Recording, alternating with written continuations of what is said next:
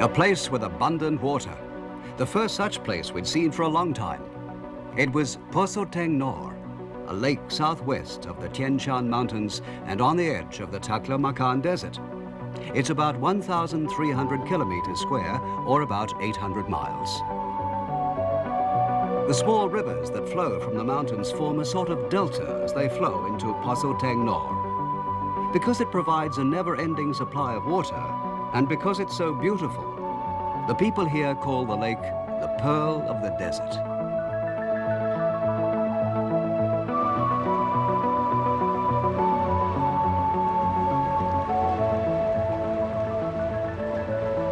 We traveled 60 kilometers, or 40 miles, to the southwest of the lake, into a plain below a spur of the Tian Shan Mountains that juts into the desert. The road here winds its way between steep cliffs that almost seem to touch the sky. It passes through Tien Men Chuan, said to be the most formidable mountain pass in the whole world. There's a proverb which says that one man can hold this pass against 10,000. It was the most important fortification on the South Tian Shan section of the Silk Road.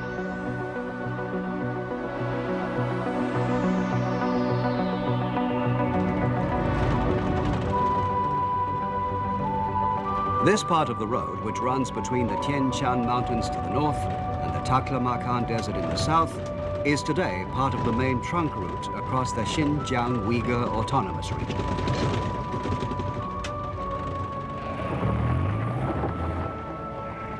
"300 kilometers, or 180 miles west of the pass, we came to Kucha, the biggest oasis on this part of the Silk Road.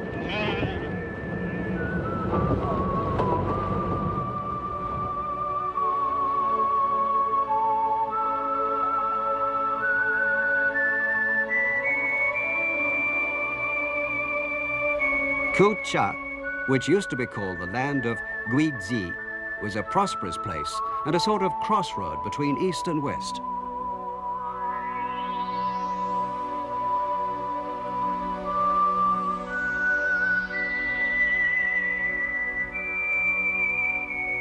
Halfway along the Tian Shan Road, it was a great empire, and ancient documents talk about a castle as big as the one in Chang'an and a grand and elegant palace.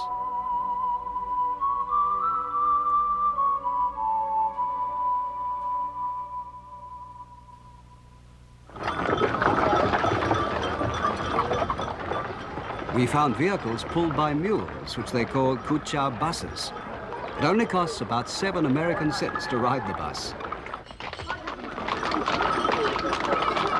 This day they were doing good business because it was market day, and families all in their best clothes were crowding into the town center.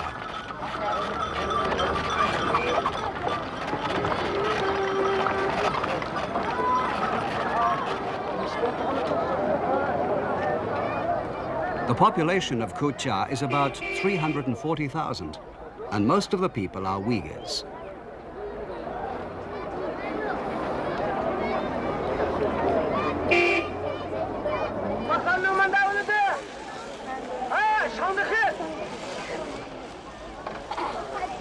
Their favorite food is pieces of mutton cooked on skewers and called shish kebab. One skewer only costs a couple of cents.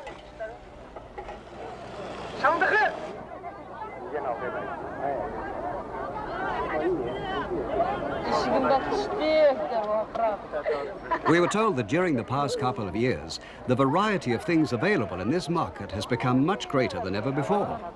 When we were there, the most popular item seemed to be nylon clothing.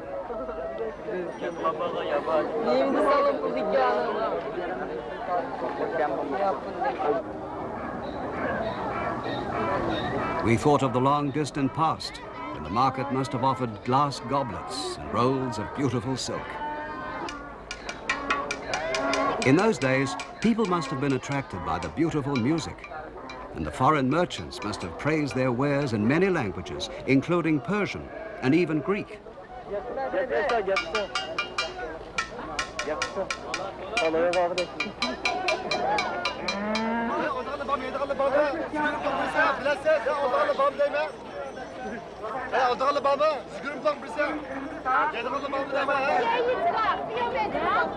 Our guide told us that Kucha is famous for two things: music and wonderful fruit. The water from the melting snow makes the fruit trees grow strong, and the dry desert air makes the fruit sweet.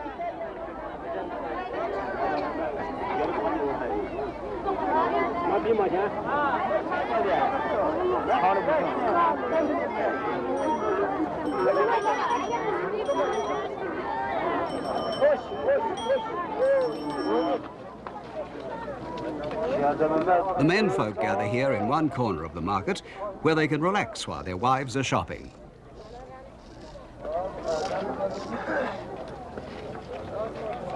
For the market is a place of pleasure as well as business.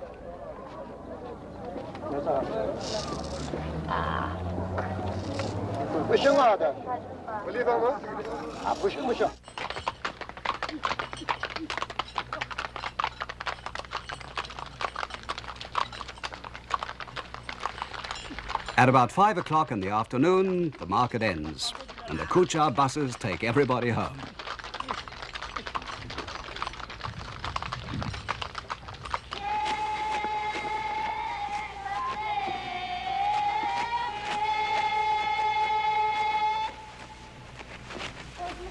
July is harvest time in Kucha, and here and there you can hear people singing harvest songs from the countryside.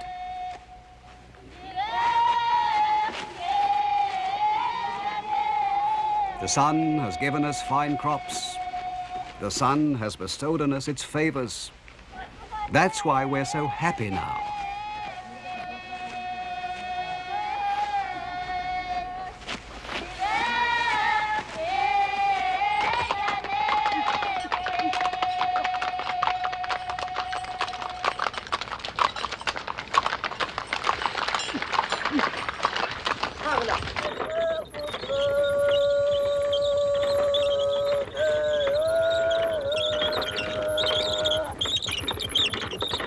On this peaceful threshing floor, people are singing too.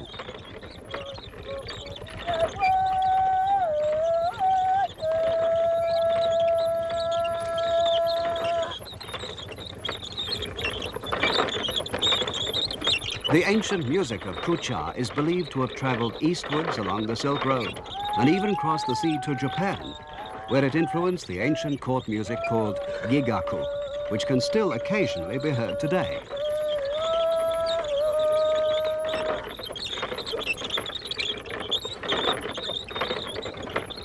And music is still an important part of the lives of the people of Kucha.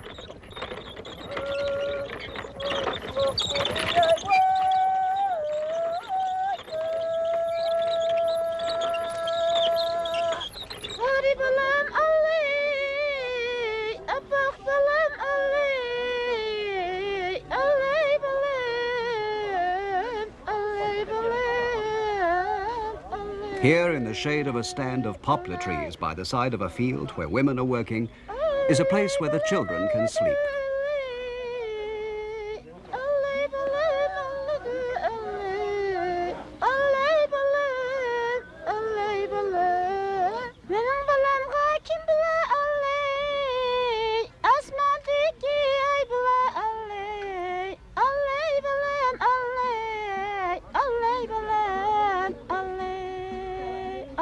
They're singing an ancient lullaby that has come down through the ages.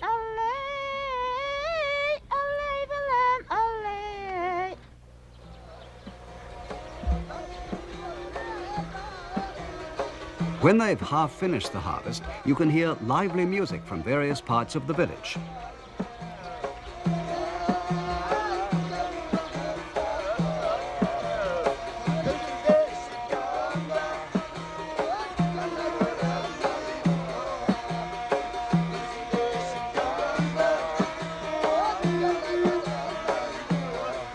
They're dancing in honor of the harvest, and the music, which is called mashrab, has been handed down since ancient days.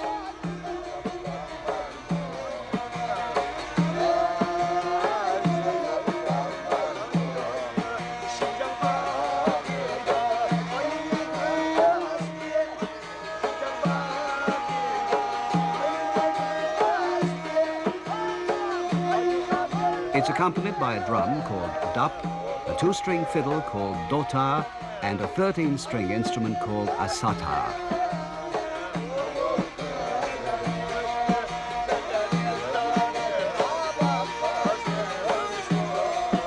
Everybody, from the youngest child to the oldest person, can dance the mashrab, which is the pride of the people of Kucha.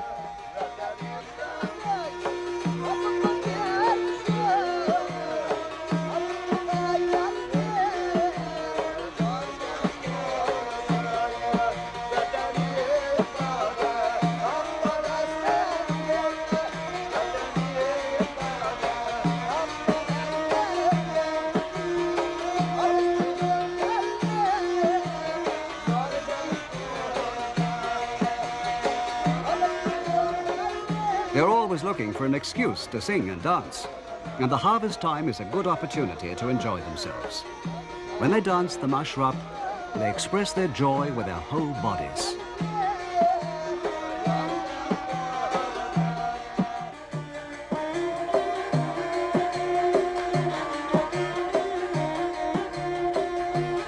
During the interval, when the people are resting from the dance, various kinds of entertainment are offered. This is the tray dance. You have to dance so you don't drop the samovar or the bowls on the tray. Many things were brought here along the Silk Road from far-off Persia, and perhaps this was one of them.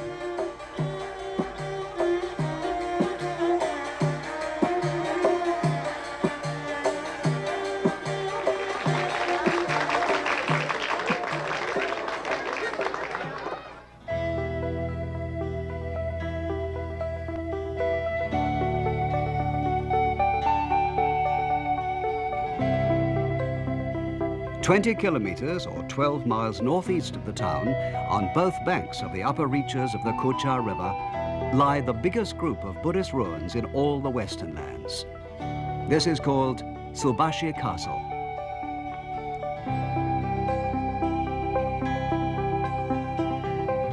When Xuanzang visited Kucha at the beginning of the 7th century, he wrote, "The beauty of the Buddhist images here almost exceeds the possibilities of human hands." He wrote of the temples as being so beautiful that they didn't seem to belong to this world.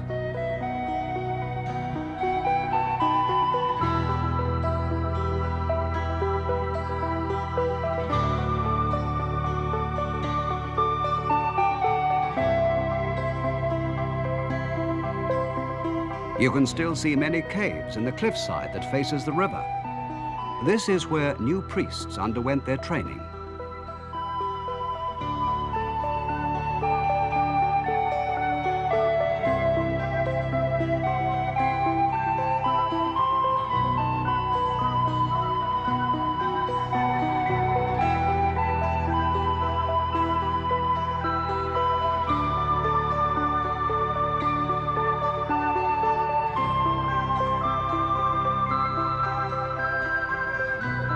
Xuanzang wrote that the priests were very strict in their observation of Buddhist law, and that they were pure and dedicated. He praised the serious attitude they took to their training.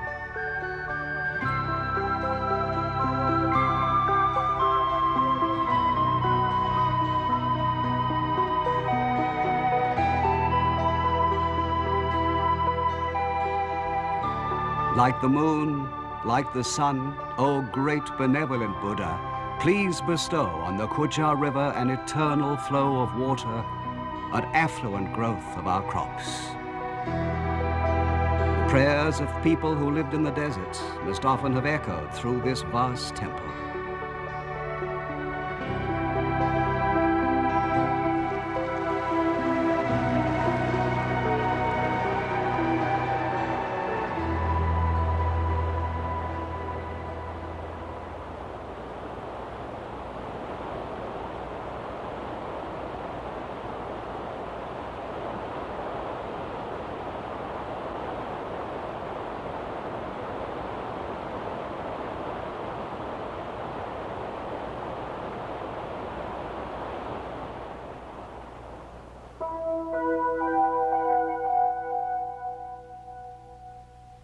In 1903, a Japanese expedition called the Otani Expedition made an interesting discovery near here. They found an ancient wooden box that had been used as a sort of reliquary to hold the bones of a holy man. It seemed to be only black, but when the black paint was removed, it was found to have been painted with a picture of an ancient orchestra in bright colors. It's one of the world's rarest Buddhist treasures.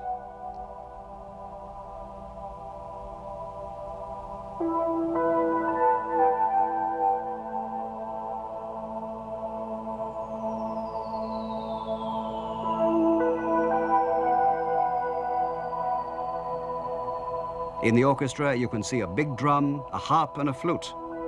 And there are people dancing. It gives you an idea what the ancient Kucha music must have been like.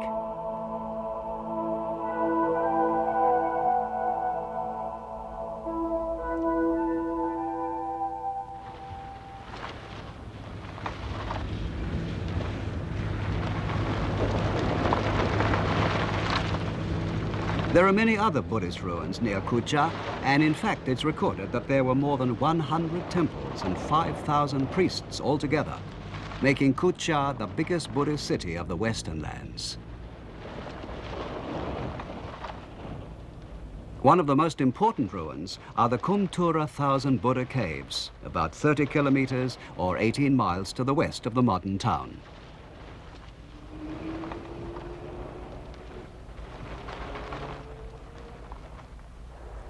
So far, archaeologists have discovered 106 caves cut into the wall of a cliff overhanging the Mazat River.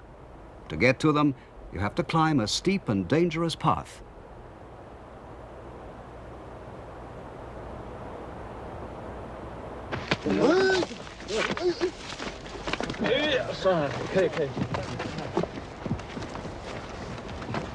One of the experts encouraged us to climb a cliff about 200 meters high or 600 feet to see what he said was a clear picture of angels performing music like the Japanese gigaku.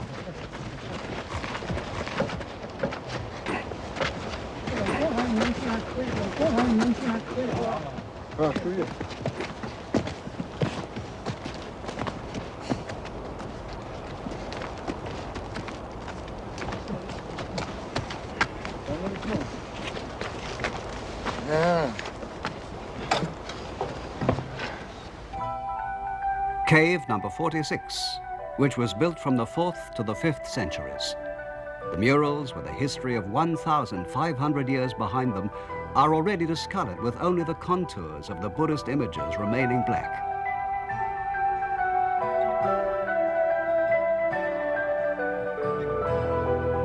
Far inside, we could see the picture of the angels playing gigaku.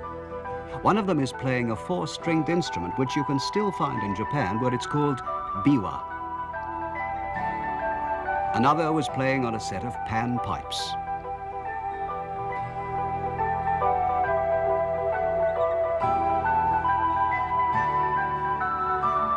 At the time this painting was made, the biwa and pan pipes must have been the most important instruments.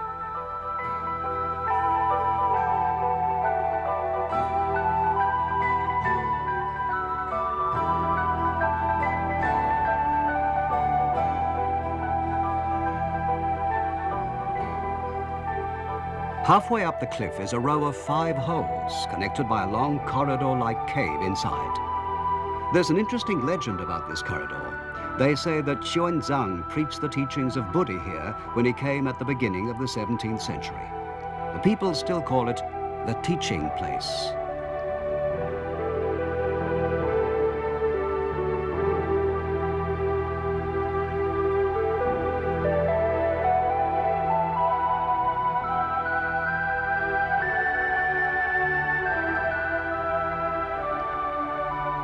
Written on the walls of one of these caves are inscriptions in Tocharian, the ancient Kucha language, quite different from the Uyghur tongue they speak today.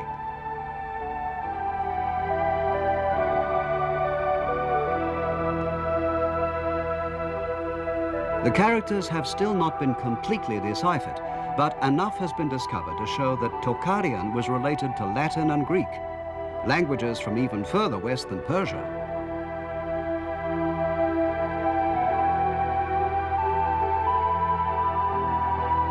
And the faces of the bodhisattvas, the Buddhist saints, are quite Western in appearance. Perhaps they were like the faces of the people of Kucha at the time that Xuanzang visited them, almost 1,300 years ago. But who they were and exactly what language they spoke are still mysteries.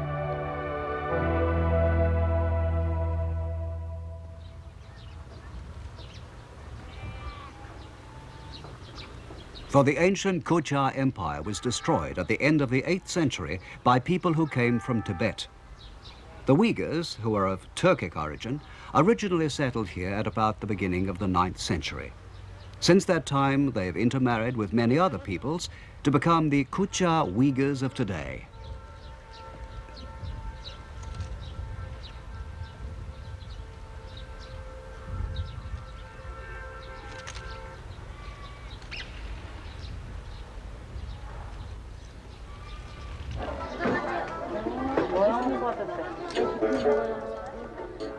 A song and dance troupe from Kucha came to visit the People's Corporation to the northwest of the town.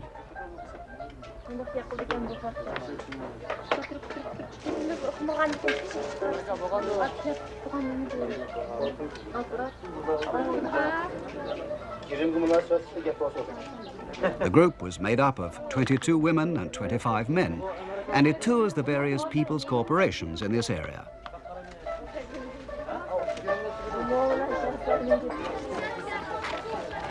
The people gathered eagerly at the local theatre at 6 that evening to watch the performance.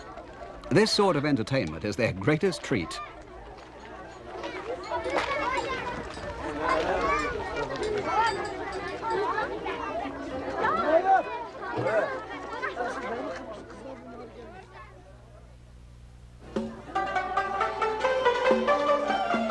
Now they're dancing a popular dance called the Beautiful Kucha Maid. Both words and music have been handed down through the ages from ancient times.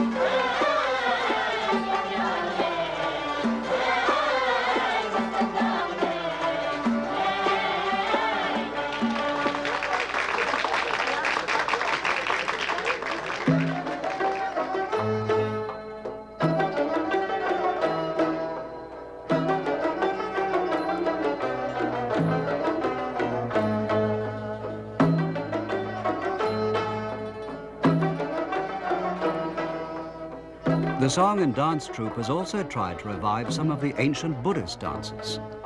They follow the hints on the walls of the 1,000 Buddha caves and base the music on old folk songs.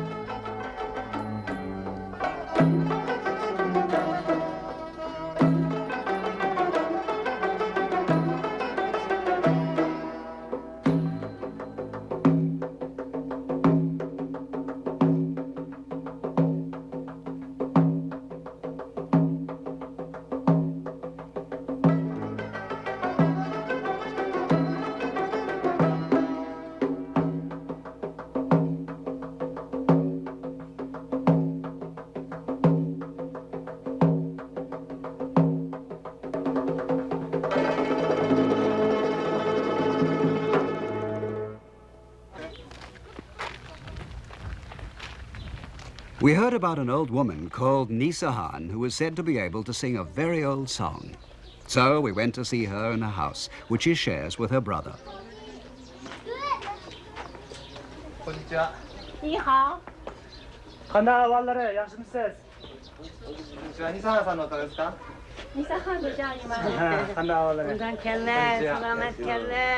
Nisahan is 75 years old. They sang for us a song that was popular about 200 years ago.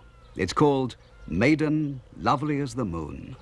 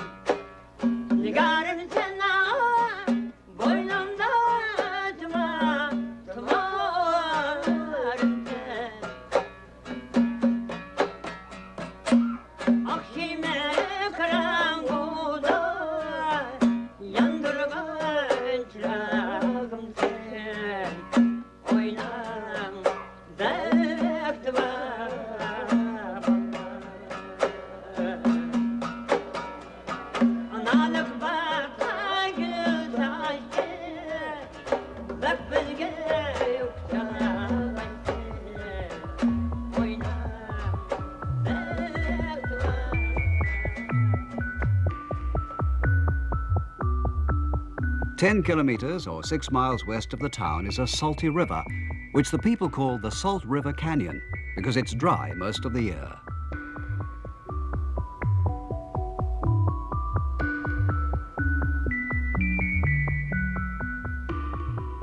It usually only flows during the flood season in August.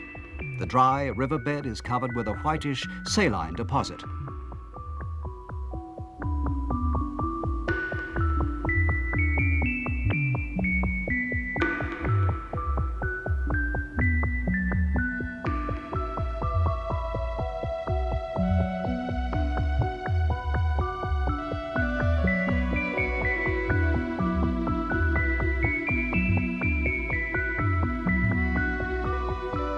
About 500 meters or a quarter of a mile from the saltwater canyon is a hilly area which contains the Kurusugaha Buddhist caves.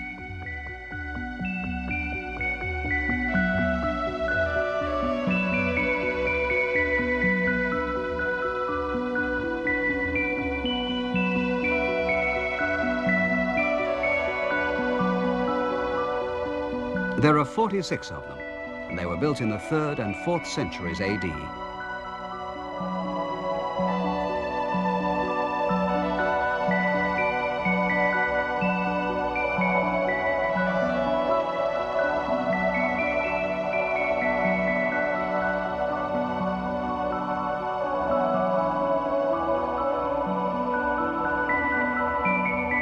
We entered the 30th cave. We put some questions to the professor who was with us. But Professor, is there anything to see? Oh, yes. But there's nothing right here. No, not here. A bit further inside.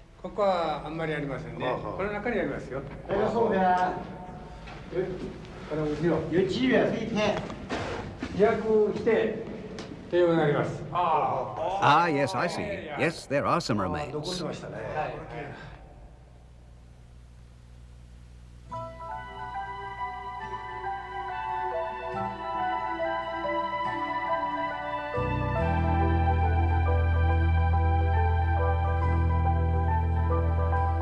The instruments the angels are playing on are called vertical kuko, or harps. The kuko originated in ancient Assyria.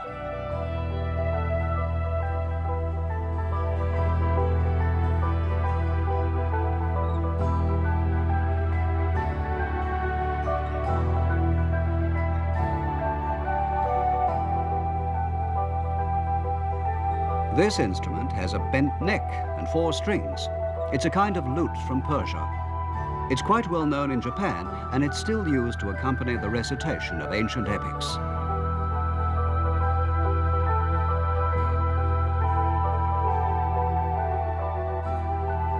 This is the haisho, an ancient Chinese instrument.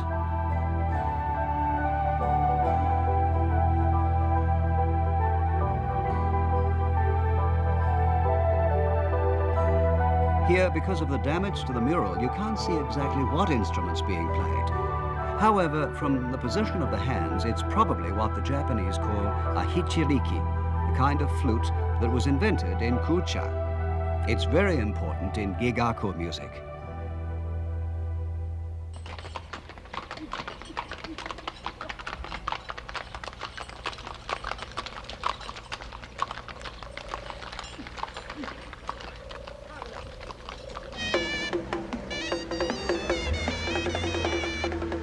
In mid-July, we were lucky enough to be able to watch a Uyghur wedding. The bride arrives in a truck, and with her entourage and a band, goes in a procession to the groom's house.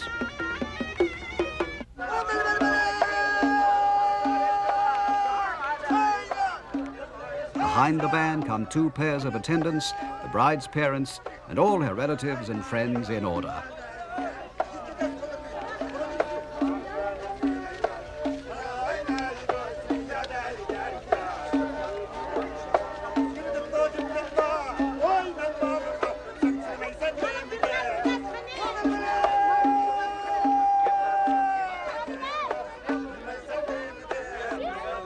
The bride is completely invisible behind a thick veil, and she is carried on a rich carpet.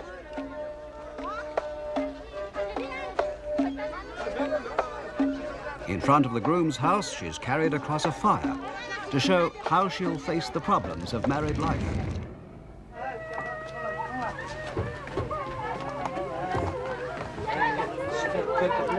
As soon as she reaches her husband's house, the new bride bursts into tears. She's only 18 years old, and her name is Marigre Abura.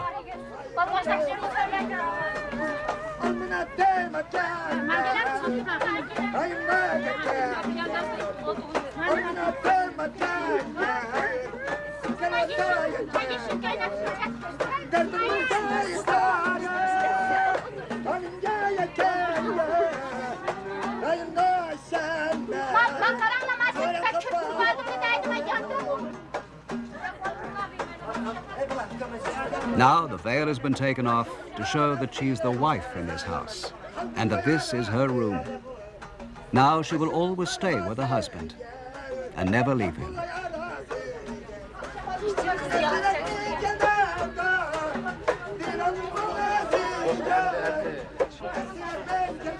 The musician sings a wedding song, and the cousin of the bride dances.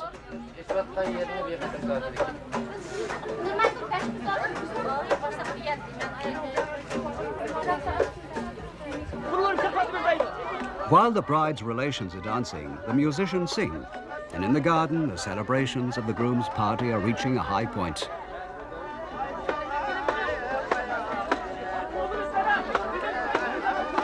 The groom is 23 years old. His name is Baikri Sleek, and he has been courting Marigre for a whole year.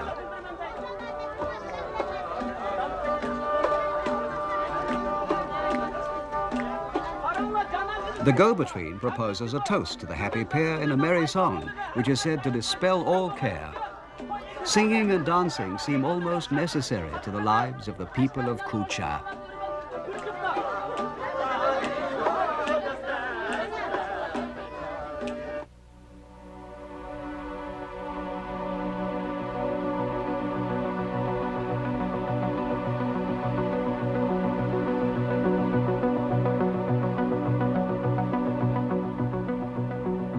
Next, we wanted to see the biggest group of Buddhist caves in the Western lands.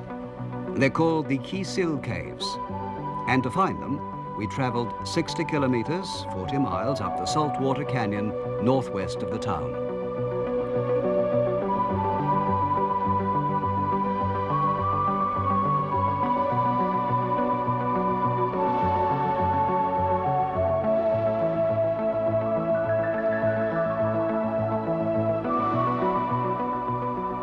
We emerged from the canyon and traveling across the desert soon came to a hilly area and a line of cliffs along the Mazat River. It's here that the Kisil Buddhist caves are to be found.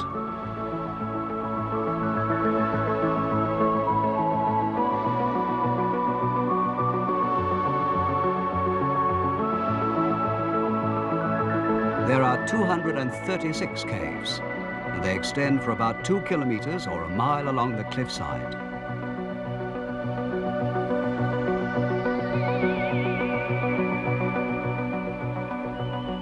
They were built at various times between the 3rd and 9th centuries.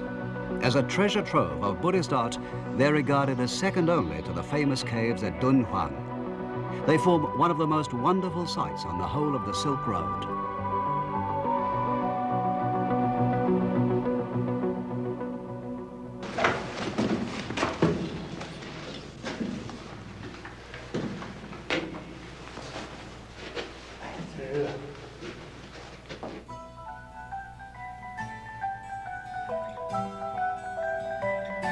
Cave number 38 is halfway up the cliffside, and we were told that it dates from some time in the 3rd or 4th centuries AD.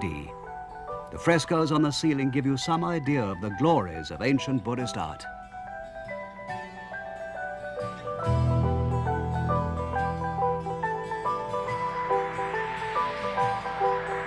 At the end of a long corridor leading inwards is an image of the Shakyamuni Nirvana, the historical Buddha in a state of religious ecstasy.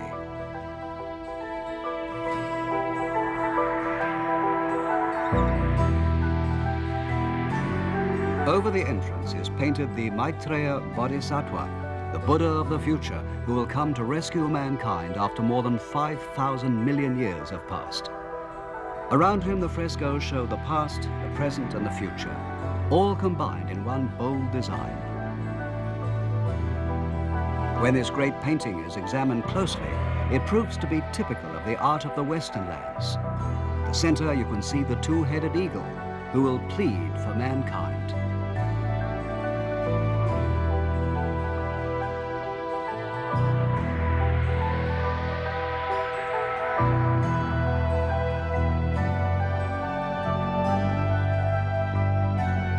And the Buddha himself sits in the middle of a pattern of diamond shapes, seeming to preach to the person sitting next to him. You can't find patterns of diamonds like this at Dunhuang, and it's believed to have come from Persia, far to the west. There are also angels with wings, another Western motif.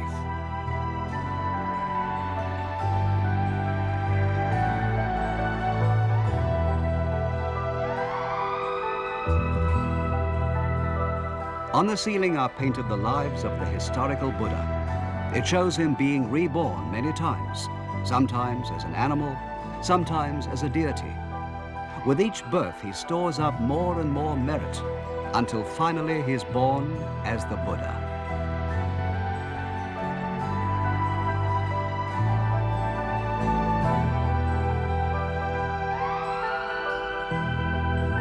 Later, we found that this cave was called the Music Cave by a group of Germans who came in an expedition at the beginning of the century.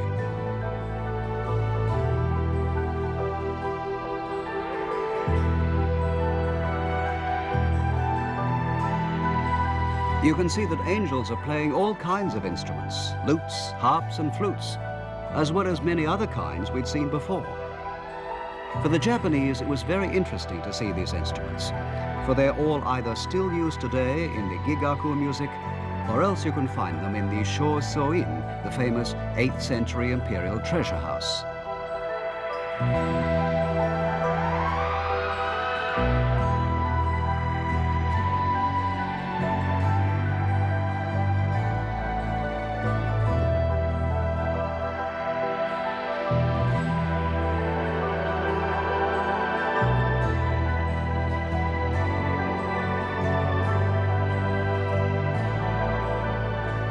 Then we saw, at a height of about 5 meters, or 16 feet, a painting of a lute with 5 strings, an unusual type, but exactly the same as one preserved in the Shōsōin, regarded as one of Japan's most important national treasures.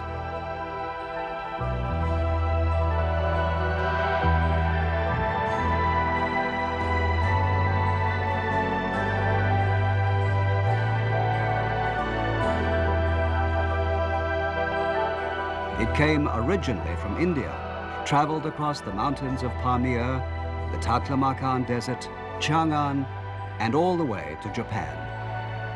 And here was its picture, hidden in the darkness of a Buddhist cave.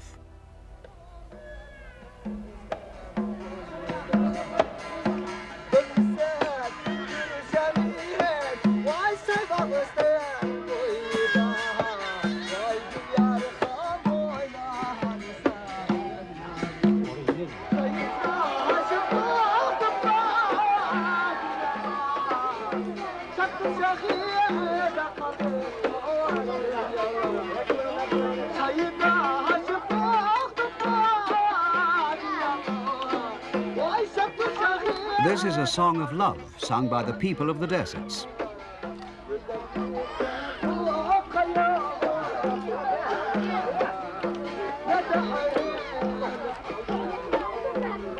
The people of Kutcha no longer use many of the ancient instruments you can see in the caves, but they still love singing and dancing, as they always have.